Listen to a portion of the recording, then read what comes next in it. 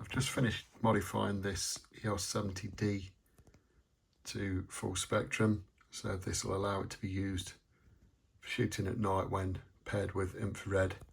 I can even convert the flash to infrared, so it's capable of taking full HD movies, 20.2 megapixel stills, so it's equipped with an APS-C sensor. It's actually a dual pixel CMOS sensor. It's the first one fitted to a Canon camera, and that just aids smooth autofocus. So it's really good in the dark, and if you want to bump up the ISO, you can do so to 12,800. And on the back, it's got this vari-angle touchscreen, so it's a really clear and bright touchscreen. Or you've got the viewfinder if you wish to take a more traditional approach.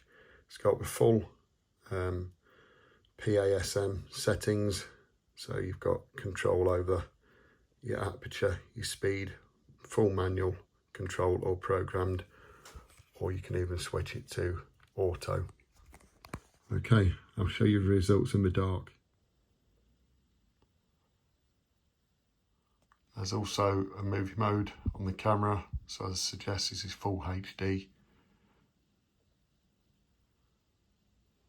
So it'll continue to autofocus as you move around